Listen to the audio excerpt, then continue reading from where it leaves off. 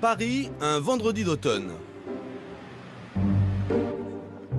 Alors que certains se pressent dans les bars à l'heure de l'apéritif, d'autres se préparent à passer une soirée plus rock'n'roll. C'est le cas de Jérémy, un ingénieur de 30 ans. Il reçoit ce soir ses potes dans son studio. Salut, ça va? Ouais, tiens. Tu veux un petit peu de poudre? Mais en plus de prendre un verre, ils vont tracer quelques lignes. Non, c'est sur la poudre. Pas des lignes de cocaïne, mais des lignes d'un autre produit. Ah bah, petit poupoudre, c'est de la cocaïne qui a été achetée par un dealer lambda, qui n'est pas de très bonne qualité, et qui a été mélangée malencontreusement à de la méthylone. J'avais le récipient sous la main, il fallait que je remélange les deux, donc ça a été un petit peu mélangé. Et il se trouve que la méthylone peut se sniffer également. La méthylone, un nom de formule chimique qui désigne une de ces nouvelles drogues de synthèse au succès dévastateur. Elle peut se prendre par le nez ou s'avaler.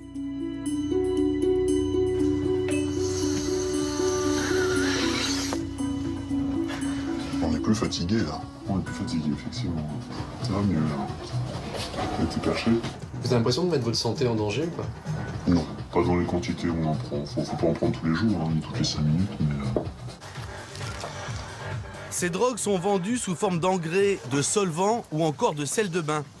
Mais ce n'est qu'une astuce marketing des trafiquants pour que ces produits échappent aux règlements sanitaires. Il y a une inscription en anglais sur le paquet aussi. Non for human consumption. Non destiné à la consommation. On est des testeurs, des essayeurs. Il faut bien essayer un peu. Il en reste un peu là.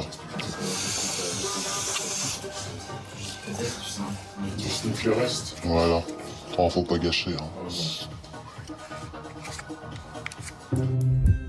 La méthylone est une drogue de synthèse aux effets proches de l'ecstasy. Apparue en 2004, la méthylone a été interdite à peu près partout, mais se vend toujours illégalement sur Internet. Flashback une semaine plus tôt chez Jérémy. Pour se procurer cette nouvelle drogue, il a trouvé un site sur Internet qui vend des produits industriels. Il sait que ce solvant, qui sert à nettoyer les graffitis, peut se transformer en drogue. Donc on choisit, et après, il suffit d'envoyer un mail au webmaster, où on va lui décrire un petit peu ce qu'on veut. Tant de grammes de ceci, tant de grammes de cela.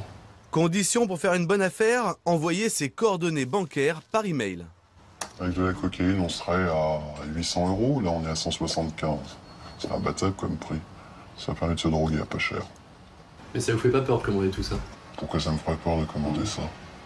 Ça ferait pas peur de commander 3-4 grammes de coke à un dealer qu'on ne connaît ni date ni d'Ève, qui va nous fourguer de la coke coupée au tal ou au verre pilé ou ce genre de choses. Pour moi, c'est plus sûr de commander là-dessus. C'est beaucoup plus économique et beaucoup plus sûr. Dans quelques jours, un postier apportera en principe sa drogue à Jérémy. Mais il y a une grande chance qu'il ne reçoive jamais sa commande. À l'aéroport de Roissy, les douaniers traquent les entrées de stupéfiants par les airs. Le trafic de drogue est le 3e commerce mondial, derrière le pétrole et l'alimentation, et juste devant les armes.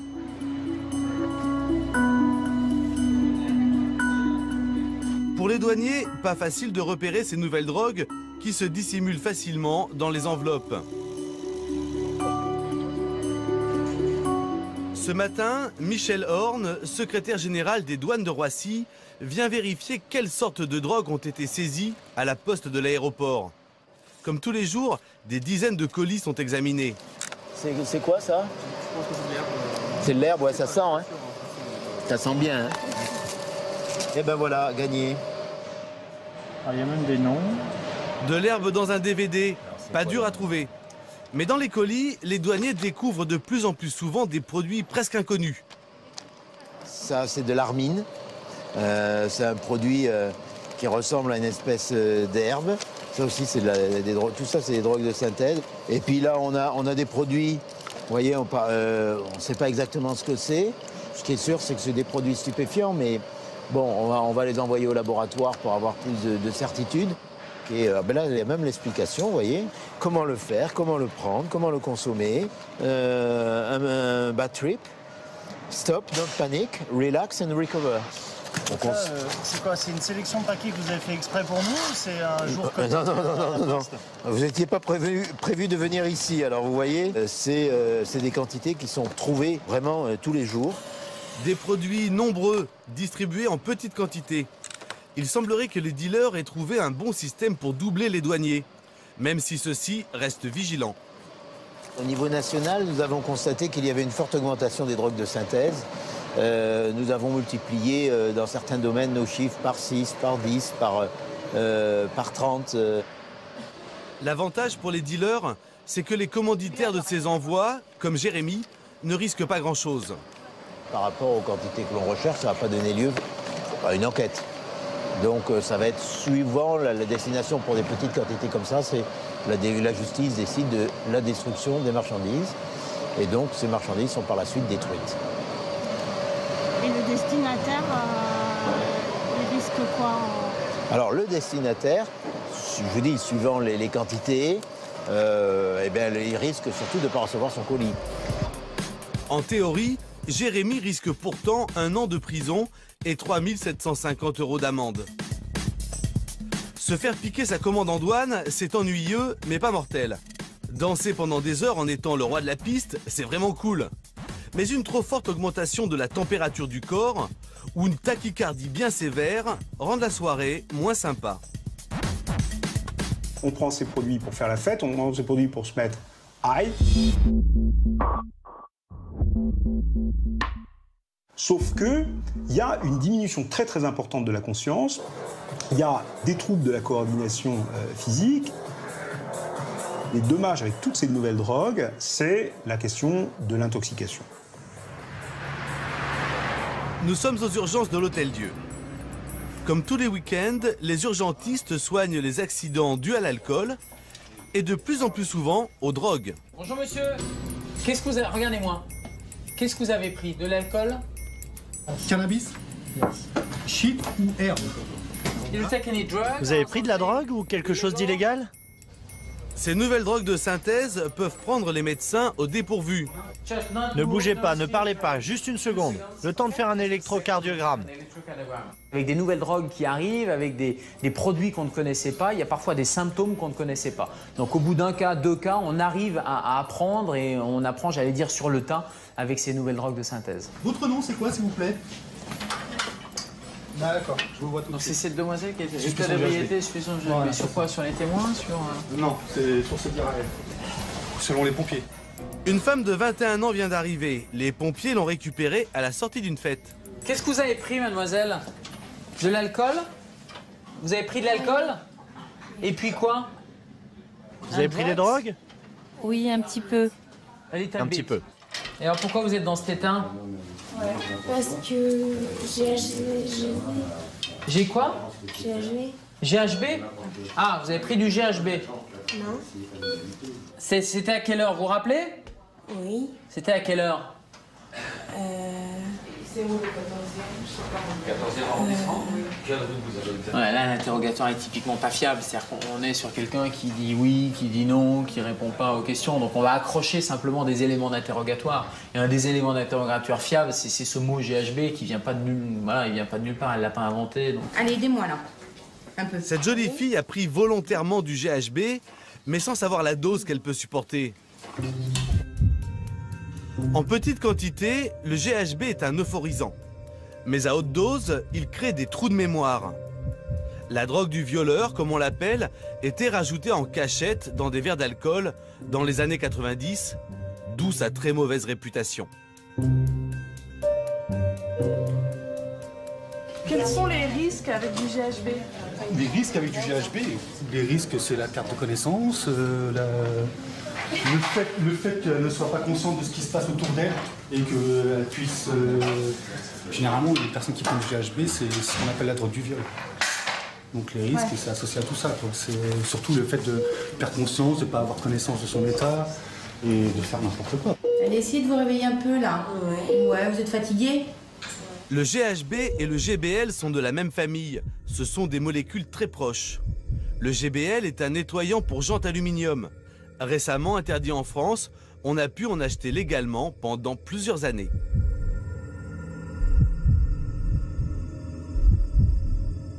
En fait, quand vous ingérez du GBL, il se transforme en GHB dans votre corps et ça donne les effets du GHB. Et il y a plein de complications liées au GBL, comme des complications cardiaques, des complications tensionnelles, des complications respiratoires. Ça peut aller même jusqu'au coma qu'on appelle le J-Hall. Ouvrez les yeux, ouvrez les yeux. Et le problème, c'est qu'ils font quasiment tous une surdose, ils perdent connaissance pendant quelques minutes. Et dans tous les services d'accueil et d'urgence, tous les samedis soirs, on a des intoxications qui peuvent parfois être vraiment sévères. Ils peuvent conduire à des comas prolongés et des comas compliqués. Finalement, cette jeune femme rentrera chez elle avec un gros mal de tête et le sentiment d'avoir passé une soirée plutôt glauque. GHB, GBL, deux drogues similaires, deux formules différentes pour le même produit. Pendant plusieurs années, l'une était illégale quand l'autre ne l'était pas. L'industrie des drogues a tout intérêt à avoir un temps d'avance sur les polices des États. Ici, à l'Institut national de la police scientifique, les drogues saisies par les douanes françaises sont analysées pour les identifier avec certitude. Ici, nous sommes dans la salle qui sert au stockage des produits qui vont être analysés par la section stupéfiants. Nous recevons des affaires un peu de toute la France. Le quotidien de ce spécialiste, c'est de tester les drogues classiques. Cocaïne, héroïne, amphétamine, ecstasy ou encore cannabis. Ce qu'on appelle la plaquette de chocolat. Mais lorsqu'il reçoit des échantillons de drogues de synthèse encore inconnus, cet enquêteur doit d'abord découvrir ce que c'est. La problématique des drogues de synthèse, pour nous les laboratoires, c'est essentiellement la première confrontation avec cette nouvelle molécule. C'est-à-dire que quand on a pour la première fois une molécule, une nouvelle drogue de synthèse, ça va nous prendre un certain temps pour l'identifier. Ça peut être une journée ou ça peut être plusieurs semaines si vraiment on n'a aucune idée sur la substance qui est présente. Ce temps d'identification joue en faveur des trafiquants de drogue. Tant que la substance n'est pas analysée, elle n'est pas identifiée et donc pas interdite. Parmi ces drogues qui font fureur, de très nombreux dérivés de la catinone. Nous avons aujourd'hui, depuis un an ou deux, de nouvelles drogues de synthèse qu'on appelle les catinones substituées, qui sont en fait des molécules proches de la catinone qui est présente dans le cat. Le cat, c'est un produit végétal qui est consommé essentiellement sur la péninsule arabique et sur l'Afrique de l'Est, donc le Yémen, la Somalie, le Soudan, qui sont des pays qui consomment ce produit de façon quotidienne pour certaines personnes, alors qu'en France, c'est un produit classé stupéfiant, donc qui est interdit. Donc les chimistes ont modifié cette molécule, donc qui est une molécule naturelle au départ, de manière à produire de nouvelles classes de drogues avec de nouveaux effets, comme la méphédrone. À partir de ce socle commun qu'est la catinone, les trafiquants ont donné naissance à de nombreuses petites sœurs de synthèse. Avec une composition chimique proche, mais un peu différente, ces drogues ont changé de nom, d'effet et surtout de classification légale. Les dangers pour toutes les catinones synthétiques, c'est à peu près les mêmes. C'est des troubles cardiaques, des troubles respiratoires, des troubles digestifs, des maux de tête, des comas. Ça, c'est sur le plan de la santé physique et sur le plan psychiatrique, il y a des risques de dépression, de tentatives de suicide et d'épisodes délirants et de bad trip. Au sein de cette famille de dérivés de la catinone, la plus tristement célèbre de toutes est la méphédrone. La méphédrone, il y a eu l'année dernière un engouement absolument majeur en France et dans le milieu parisien. On en trouve sur Internet dès 2007. À l'époque, la méphédrone est vendue comme engrais. C'est un peu le post-ecstasy. Il a aussi des effets psychostimulants qui se rapprochent de celui de la cocaïne. C'est de l'euphorie, c'est du bien-être, c'est un sentiment de toute puissance et puis un contact social facile. En gros, c'est j'aime tout le monde et tout le monde m'aime et c'est très bien et je plane. Et dans une deuxième phase, qui est une phase de descente, on trouve des situations qui sont quand même très angoissantes.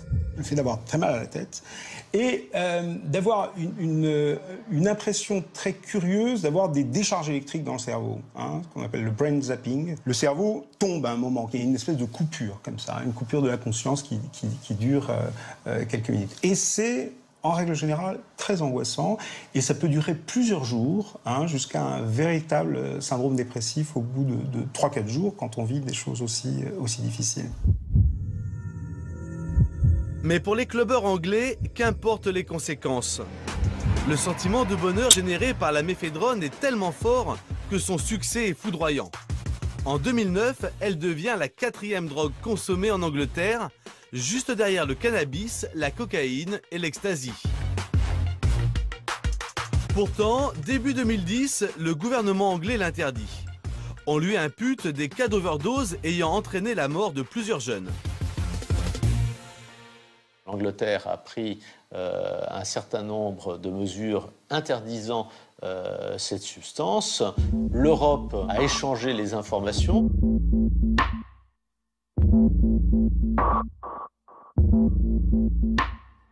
Et c'est à la suite de cet échange que la France a décidé d'analyser les conséquences de la consommation de ce produit et a décidé ensuite, très peu de temps après les Anglais, de classer comme produit stupéfiant la méphédrone.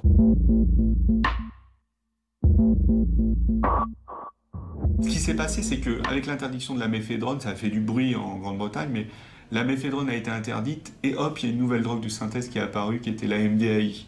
Donc comme ça, il y a une espèce de marketing sauvage sur Internet par ces labos clandestins.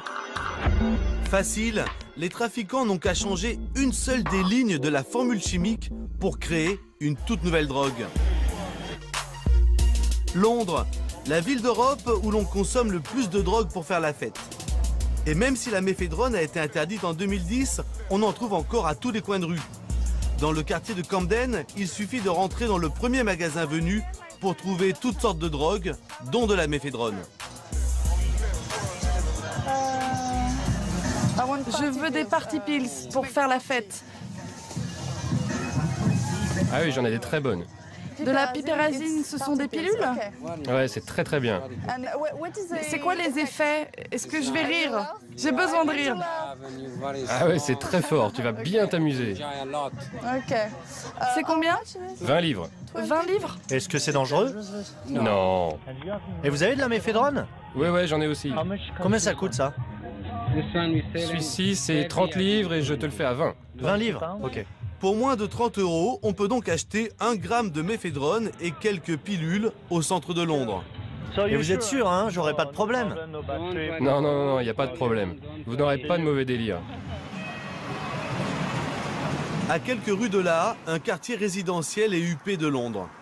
Cet après-midi, comme toutes les semaines depuis 6 mois, Vicky et Marion se retrouvent.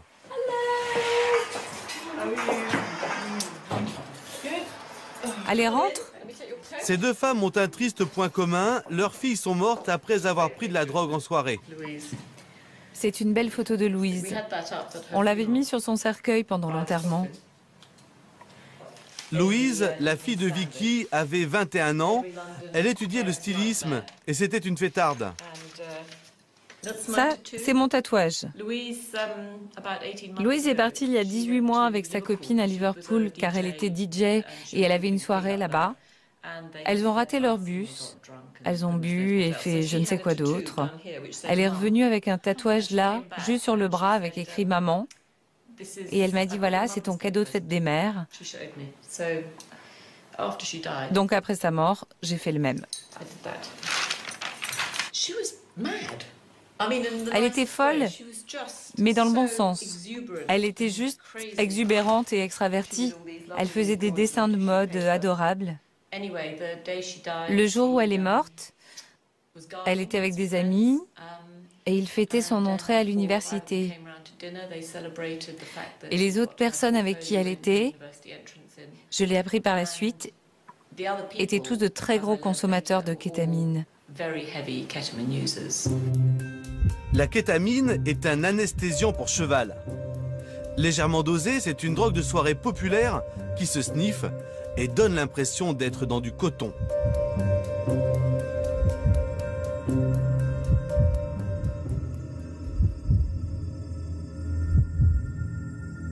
Ça peut être un effet hallucinogène, ça peut être un effet relaxant, ça peut être un effet contre l'angoisse. Et il y a aussi dans certains cas ce qu'on appelle la dépersonnalisation, la déréalisation, c'est-à-dire qu'on a l'impression que son corps sort de son corps et que le monde qui entoure est pas très réel. Et certains sont même allés jusqu'à l'expérience de mort clinique, vous savez, cette lumière au bout du tunnel. Donc on voit un peu tout dans la clinique de la kétamine. La kétamine est un anesthésiant puissant, donc vous avez une montée, c'est d'ailleurs pour cela que les gens en prennent, mais normalement vous l'éliminez en dormant. Les autres, ils sont tous allés se coucher ou dormir, ou je ne sais pas ce qu'ils ont fait. Elle était certainement à un niveau différent d'intoxication. Et comme elle ne pouvait pas dormir, elle a décidé de prendre un bain pour redescendre. Et sa copine l'a découverte 1h30 plus tard. Elle a dû perdre connaissance immédiatement et se noyer dans son bain. Quant à Esther, la fille de Marion, c'était la parfaite étudiante en médecine. Mais elle a mélangé du GBL à de l'alcool, ce qu'il ne faut jamais faire. Mon sentiment, c'est que si c'est arrivé à Esther, ça peut arriver à n'importe qui. Absolument n'importe qui. C'était la dernière personne à qui ça pouvait arriver. C'était une des meilleures élèves, c'était une pom-pom girl, une athlète. Elle n'était pas informée. Les gens croient que leurs enfants ne prennent pas de drogue parce que seules les mauvaises personnes en prennent. Mais nous savons que 83% des jeunes qui sortent en discothèque en Angleterre prennent de la drogue sous une forme ou une autre. Donc on les regarde dans les yeux et on leur dit « Écoutez, ça pourrait être votre enfant. Il faut vraiment leur dire que même si c'est pour s'amuser, ils pourraient faire partie de ces gamins qui n'ont vraiment pas de chance. » Pour surmonter leur douleur, Vicky et Marion ont décidé de se battre. Elles ont créé la fondation Angélus pour faire de la prévention auprès des familles. La meilleure manière de traiter ce problème, c'était de lancer une campagne pour que les gens en prennent conscience et les informer. Les parents n'ont aucune idée de ce que sont les drogues légales. La plupart des jeunes les découvrent quand ils sont plus vieux et comprennent ce que c'est. Mais cette brochure est là pour rappeler le cas de ces 4 enfants décédés. Le gouvernement britannique est conscient du problème. Nous avons fait du lobbying et jusqu'à très récemment, nous avons travaillé en étroite collaboration avec le ministère en charge de la prévention de la délinquance. Mais je pense que personne ne sait réellement quoi faire, parce que c'est un problème complexe. Il n'y a pas uniquement la drogue, il y a aussi des concours de beuverie. Et si derrière le problème de ces nouvelles drogues de synthèse se cachait en fait une question plus vaste et plus profonde sur les nouveaux modes de vie de la jeunesse, un peu partout dans le monde. Qu'est-ce qui intéresse les adolescents quand ils boivent? C'est plus l'euphorie, c'est le binge drinking, c'est l'ivresse instantanée, c'est l'ivresse forte.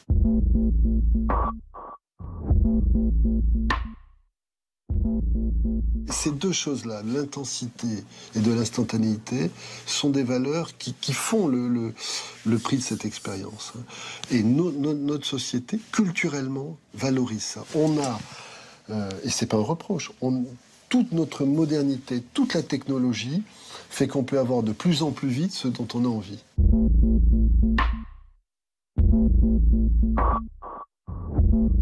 C'est ce qui explique d'ailleurs qu'aujourd'hui, les conduites addictives ne se résument pas à des jeunes qui y rentrent par la psychopathologie, mais concernent maintenant des personnes qui y rentrent par une attractivité culturelle, parce qu'ils cherchent ce sentiment hédoniste, ils cherchent ce sentiment de plénitude, parce qu'il est devenu une espèce de culture de base.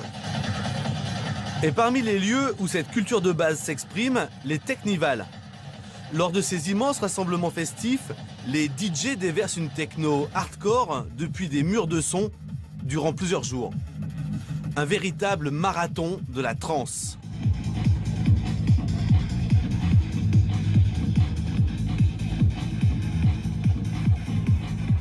Et bien sûr, qui retrouvons-nous? Jérémy. Il est venu avec toute sa bande pour faire la fête et surtout pour tester de nouveaux produits. sens plus trop ces gens. T'en as encore un peu sur le nez, là, je vois. Et ce matin, après plusieurs jours de fête, c'est du grand n'importe quoi. Alors, il y a le kétamine, un peu de speed, pas trop, pas mal de coke et pas mal de LSD. Voilà. Vous venez me toper avec ma petite femme qui est plutôt patraque, avec la MD justement. Qu'est-ce que vous prenez, vous? Toutes les drogues qui... Ouais, c'est quoi, là? Moi, perso, je kiffe bien le trip, la coke, et LSD, les cartons. Vous en prenez depuis combien de temps? Hein? Vous en prenez depuis combien de temps? Depuis longtemps, depuis 35 ans. Le Technival n'existait pas. 35 ans. Si certains continuent à s'éclater, d'autres accusent en revanche une grosse fatigue.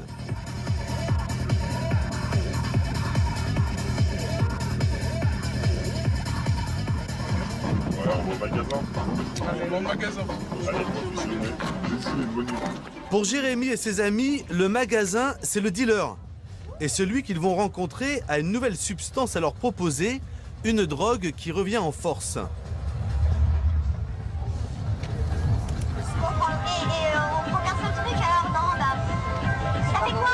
CB? Ouais. Ah, bah, c'est de la mescaline synthétique. Voilà. C'est quoi? Vous avez goûté de la mescaline? Non. Non? La mescaline, c'est violent. La mescaline est une drogue hallucinogène mythique, tirée du peyote, un cactus d'Amérique du Sud. Le dérivé synthétique de la mescaline, la 2CB, est une drogue qui remonte aux années 70. La 2CB fait actuellement un retour remarqué. Malgré l'attrait de la nouveauté, Jérémy et sa bande restent méfiants face à ce produit réputé puissant. Le dealer sort alors un argument commercial imparable. Avant, c'est une multiplication de drogue aussi. Ça veut dire, si tu prends de la clé, c'est français. Ah ouais? Je te laisse voir, tu vois ce que je veux dire? Non, on prend de la CB, on prend de la MD alors. Ouais, on prend tout comme ça, et on va pareil. C'est bien pour en dire. Les deux produits, tu vas péter un câble. Ah ouais, ok. C'est écrit dessus. 80 € pour un gramme de MDMA et de 2CB. Pas sûr que ce soit une bonne affaire. Pendant leur séjour, Jérémy et ses amis auront pris 8 sortes de drogues différentes. C'est cette consommation multiple qui inquiète. On a affaire à un usager du monde hyper moderne qui prend différentes substances à différents moments en fonction de différentes humeurs ou contextes de vie. Ce sont des dépendants à la cocaïne, des abuseurs de GBL, et ils vont expérimenter la méphédrone en fumant du tabac et des joints. Donc on est dans des combinaisons de polyconsommation et pour certains même de polydépendance.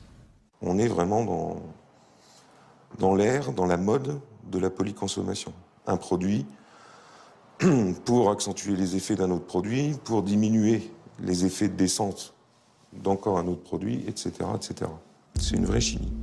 Les apprentis chimistes.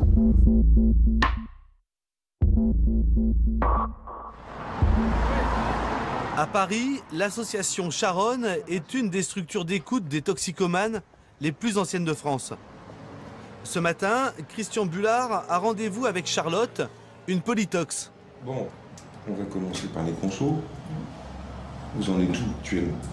Actuellement, on va dire que mes consommations se limitent au LSD, à la kétamine, le speed, j'en prends plus trop. La coke, c'est cher, mais bon, si on peut en avoir, c'est cool. Mais c'est vrai que moi, mes deux petits points faibles, c'est le LSD et la kétamine.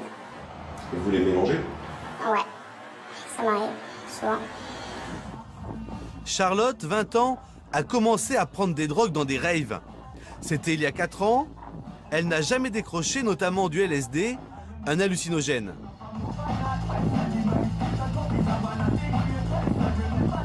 Quand je vais en free, je me retrouve devant 10 kilos de son avec une musique que j'adore, sous LSD.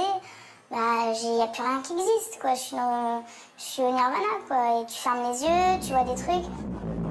Même si elle adore toujours prendre des drogues, Charlotte a désormais un sentiment plus mitigé. Je ressens quand j'ai passé 48 heures sans manger, sans boire, sans dormir. C'est vrai que des fois, c'est dur de revenir à la réalité, en fait, quoi. De recommencer une semaine et de se dire que, bon, il faut avoir le sourire, il faut aimer la vie. alors que tu as passé un week-end à rigoler, à voir des trucs de ouf, bah, tout est tellement fat quand tu reviens à la vie réelle, en fait, c'est... Et dans les produits que vous consommez, lequel est le plus, entre guillemets, dangereux? Je dirais peut-être le LSD, parce que c'est une drogue qui fait aller tellement loin et qui fait tellement voyager que quand on vient à la réalité, c'est ça qui est assez dur. Après, sur le physique, tout ce qui est amphétamine pour les dents, même la kétamine pour les voies respiratoires, enfin tout ça, c'est... Je pense qu'il n'y en a aucune qui est meilleure ou pire que les autres parce qu'elles font toutes du mal quelque part en fait. Après, ça dépend où on voit la priorité. Enfin, c'est une connerie de jeunesse. J'aurais jamais dû y toucher, c'est tout. J'aurais jamais dû être naïve, j'aurais jamais dû vouloir faire comme les autres. Enfin, moi, sans ça, c'est vrai que je serais super stressée, je serais super machin, mais bon, je ferais aussi beaucoup plus de choses de ma vie, je me lèverais plus tôt le matin, je serais moins fatiguée, je serais moins tête en l'air. Voilà, il y a plein de trucs, mais c'est vrai que je me sens un peu, des fois, même si je sais que je gère, je me sens un peu trop prisonnière de ça, justement. Polydépendante, Charlotte veut sortir de ce qu'elle commence à ressentir comme étant une impasse. On se voit samedi. Ouais, bah ouais, on se voit samedi, c'est sûr. Merci. Merci à vous. À Paris, Charlotte a la chance de s'appuyer sur des structures d'écoute. Mais dans d'autres pays, la situation est plus tendue. Parmi les nouvelles drogues de synthèse, il y en a une qui crée une dépendance bien plus forte que tout ce que nous avons vu dans ce film jusqu'à présent. C'est le crocodile. Elle n'est pas encore arrivée en France, mais elle fait déjà des ravages en Russie. Le crocodile rend la peau écailleuse comme celle du reptile et son venin nécrose l'intérieur du corps.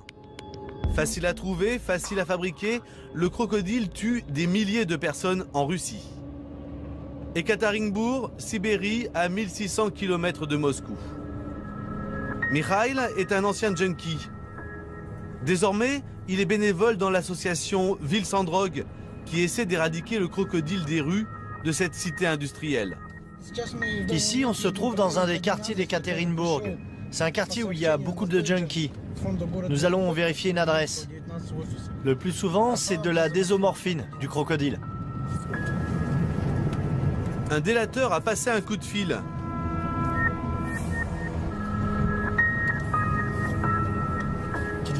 Je pense que c'est par là, mais nous sommes au 37 et on cherche le 41. Quelque part dans ces barres d'immeubles, l'informateur a senti l'odeur écœurante de la préparation du crocodile. Pour prouver la gravité du problème aux autorités, Mikhail filme tout ce qu'il voit. Dites-moi ce que vous avez remarqué. Vous avez senti des odeurs? Oui, je suis gênée par l'odeur, ça sent l'acétone et l'iode. Il y a aussi des allées et venues de groupes de junkies. En plus, ils jettent les seringues et toutes leurs saloperies dans les parties communes, juste là où nous lavons la vaisselle. Il y a des seringues qui traînent partout avec du sang. Appelé par Mikhail, la police arrive 15 minutes plus tard. C'est cette porte-là? Pour pouvoir entrer, une complice va tendre un piège grossier. Bonjour, c'est le service municipal. J'ai besoin d'une signature pour une quittance. Qui est là? Ouvrez, s'il vous plaît.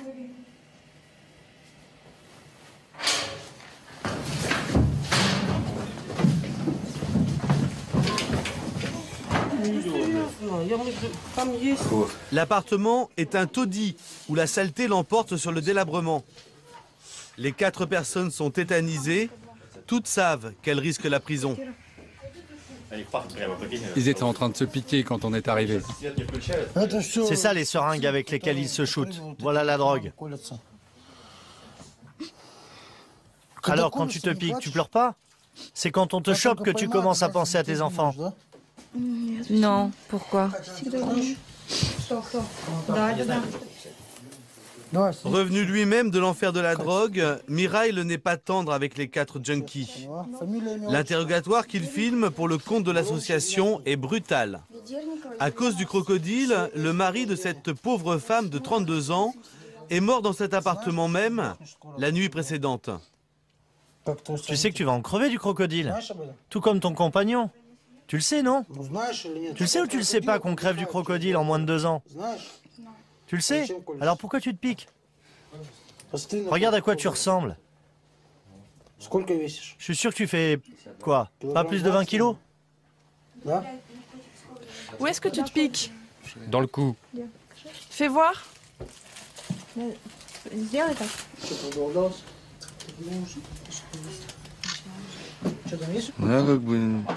Moi, c'est comme ça de temps en temps. Je sais pas pourquoi je prends du crocodile. Ça fait pas un effet très longtemps. On peut recommencer souvent parce que le crocodile ne coûte pas cher.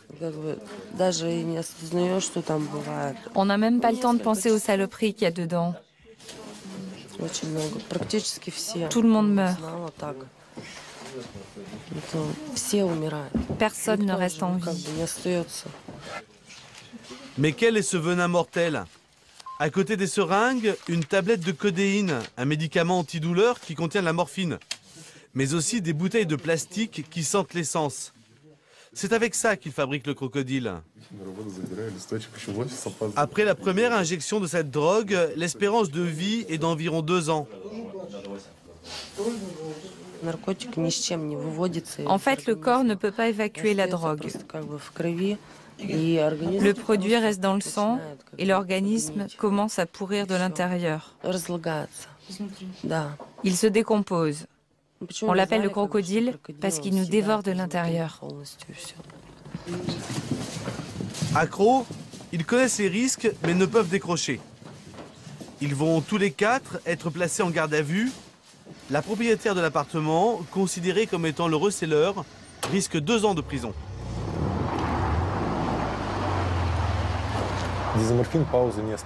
La désomorphine ne laisse pas de répit. Ton corps en réclame au bout de 40 minutes. Les drogués appellent cela le marathon.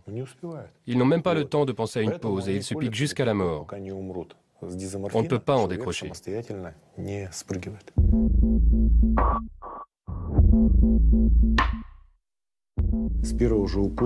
Avec la première injection, le système immunitaire est bousillé et on peut mourir de n'importe quoi.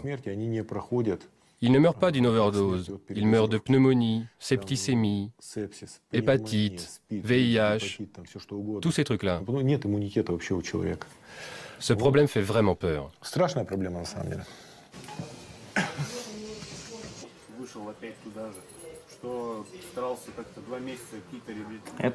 Ça, c'est des marques à cause du crocodile. Ça fait 2 mois que ça ne guérit pas. C'était encore plus gros avant. Là, ça commence à aller mieux. Je me piquais à cet endroit. Je me suis fait un fixe. Ça s'est infecté. On va m'opérer. Bien souvent, la seule solution est l'amputation. Selon les associations de lutte contre la drogue, il y aurait 2,5 millions d'utilisateurs de crocodiles dans toute la Russie. Il faut dire qu'entre la Russie et la drogue, c'est une longue histoire. La Russie est le premier consommateur mondial d'héroïne qui provient d'Afghanistan. Mais depuis que le prix de l'héroïne a flambé, les accros ont trouvé cette nouvelle drogue. Le pire, c'est que le crocodile n'est rien d'autre que la transformation artisanale de médicaments en vente libre dans les pharmacies. Tiens, regarde, une bande de junkies qui vient d'acheter des médicaments. On voit bien que ce sont des junkies.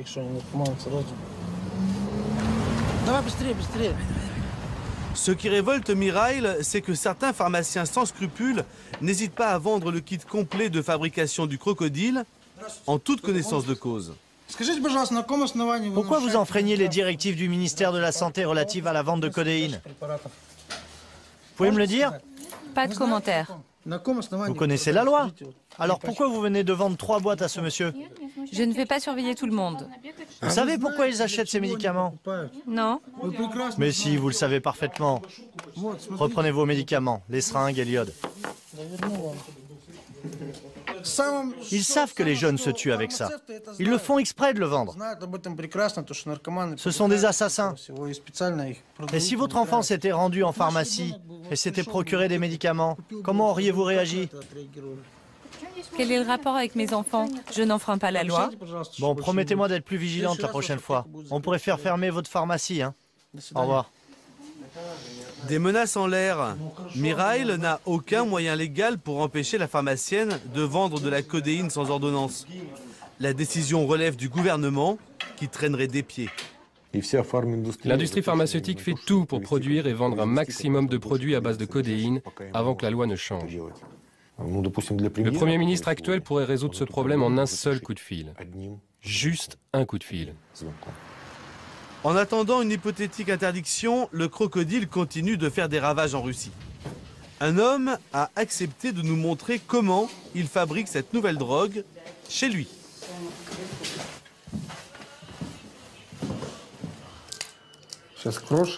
On va commencer par effriter ça, puis il nous faut séparer tous les composants du médicament, la codéine et le paracétamol.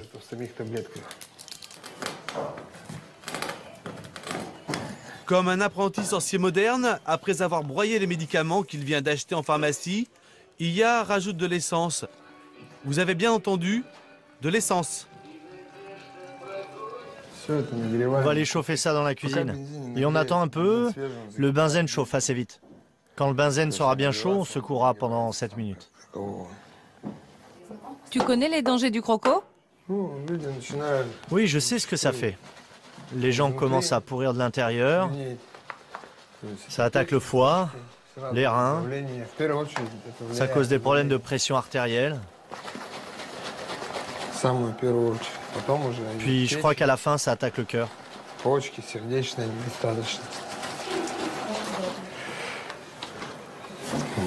C'est prêt. Je prends ça parce qu'il n'y a rien d'autre. Regarde sur cette photo comment j'étais. Le crocodile, ça tronche petit à petit. La photo à droite, c'était il y a un an et demi. Tiens, regarde, ça s'est séparé. La partie blanche, sous l'essence, c'est le résidu de codéine.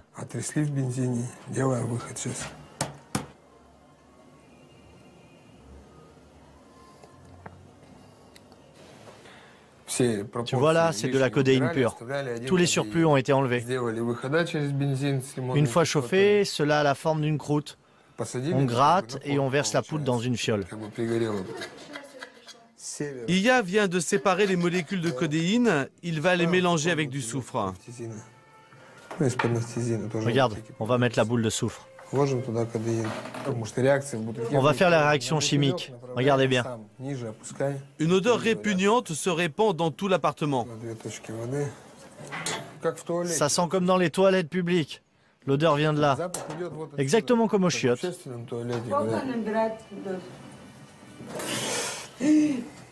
Fais chier, je suis dégoûté, ça a débordé.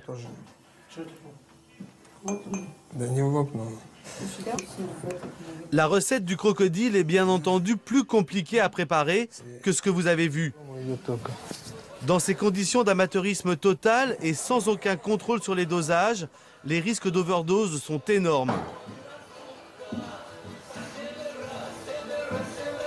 En Russie, comme partout dans le monde, il est désormais à la portée de chacun de fabriquer de nouvelles drogues de synthèse. Quand ce ne sont pas les trafiquants qui contournent la loi, ce sont les drogués qui trouvent par eux-mêmes les moyens de se détruire.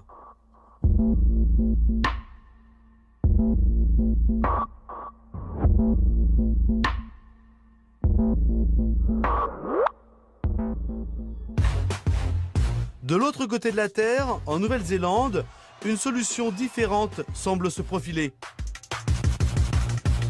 Là-bas, un adulte sur deux avoue consommer de la drogue. Mais attention, pas de crocodile, ni de méphédrone, encore moins de GBL ou de cocaïne. Mais ce qu'ils appellent des legal highs, c'est-à-dire des pilules complètement légales. Et ces pilules sont en vente dans des magasins ouverts à tous.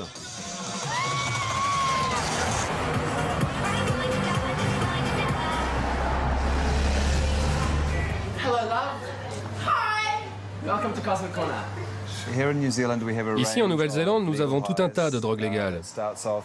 Par exemple, des énergisants. Les gens en prennent pour différentes raisons, mais surtout pour avoir la pêche. Voici 2 sortes de pilules que l'on produit nous-mêmes. C'est comme du MDMA ou de l'ecstasy léger, mais ça ne contient que des ingrédients légaux. L'avantage, c'est que tu peux lire exactement ce qu'il y a dedans, alors que pour les autres drogues, tu n'as aucune idée de la composition. Des drogues dont on connaît la composition, un argument qui porte notamment auprès des consommateurs français, comme ce touriste de passage en Nouvelle-Zélande. Si tu bois, prends du Nirvana.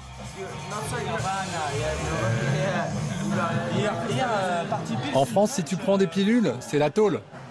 Et si tu étais président, tu légaliserais? Mais bien sûr. Chacun a le droit de faire ce qu'il veut, bordel.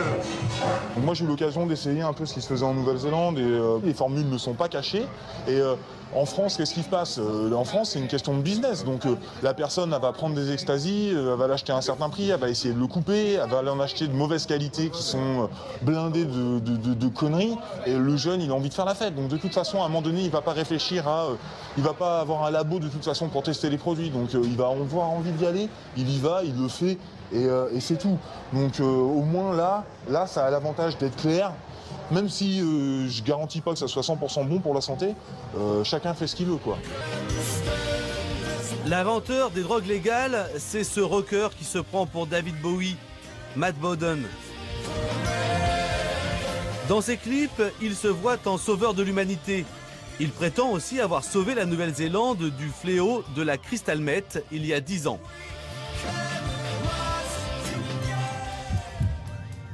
La crystal meth, une amphétamine qui remonte aux années 60, qui a disparu et qui a réapparu.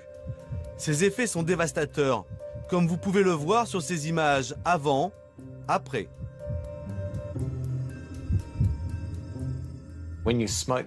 Fumer de la crystal meth, c'est quelque chose de très addictif et ça rend les gens psychotiques. Par exemple, on a vu dans une boîte de nuit 2 amoureux qui, après en avoir pris, ont commencé à se disputer et à se taper dessus.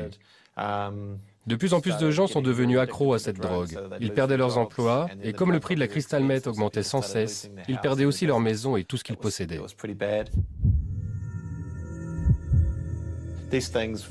Ça m'a amené à la conclusion que si on avait des drogues plus saines dans notre pays, il y aurait moins de morts et les consommateurs ne seraient jamais fous et jamais accros. Donc j'ai demandé à des chimistes de fabriquer une drogue qui pourrait remplacer le crystal meth et qui n'entraînerait pas de dépendance et ne ferait pas de dommages au cerveau et aurait très peu de chances de causer des morts par overdose. Et ces Party Pills ont rencontré un énorme succès. En 8 ans, plus de 26 millions de Party Pills auraient été vendus sans aucun mort recensé. Ok, on pourrait avoir celle à $30 ? Tu veux celle où il y a les 4 pilules dans le paquet? Qu'est-ce que vous avez acheté? On a acheté des pilules 4XS et des Party Poo. Elles sont très bien pour faire la fête. Quand je suis sobre, je n'arrive pas à parler aux filles. Avec ça, ça t'aide à le faire. C'est quoi ça? Je le prends par le nez? Hey, je peux le sniffer? Non, ça doit brûler le nez, hein. Drogue légale.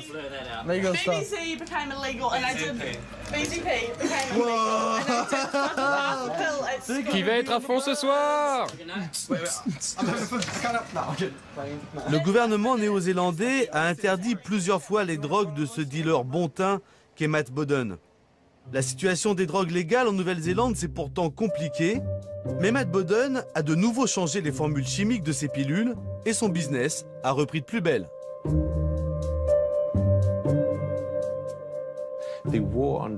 La guerre contre la drogue ne peut pas durer.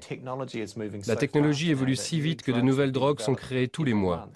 Et si on n'autorise pas la vente des produits plus sûrs sur le marché, toutes les drogues, y compris les plus dures, s'achèteront au marché noir et les consommateurs n'auront accès qu'à celles-ci. Moi, je crois qu'il faut changer notre logiciel de prévention parce qu'il est plus adapté à la réalité.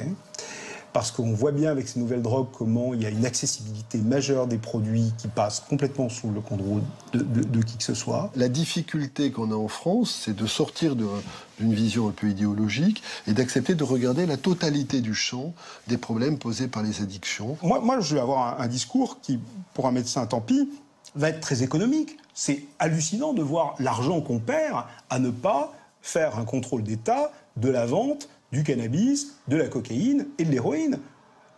L'État récupérerait un argent important, qu'il faudrait d'ailleurs, bien évidemment, investir immédiatement dans les stratégies de prévention, les stratégies de réduction de risque et les stratégies de traitement des sujets qui en deviennent dépendants. Même si pour certains, la fête est plus drôle avec des drogues, leurs effets néfastes ne se limitent pas aux problèmes physiques, aux bad trips ou aux redescentes douloureuses. La drogue altère notre jugement et ce n'est souvent qu'une rustine qui évite de se confronter aux vrais problèmes. Face à cette industrie puissante, imaginative et en plein essor, les politiques publiques devraient faire le constat de leur échec. Ces nouvelles drogues, avec leur nouveau mode de production et de distribution, sont en train de changer durablement la donne. Un peu partout dans le monde, des voix demandent l'ouverture d'un débat et une nouvelle approche sur la question de la drogue. Et aucune société moderne ne devrait en faire l'économie.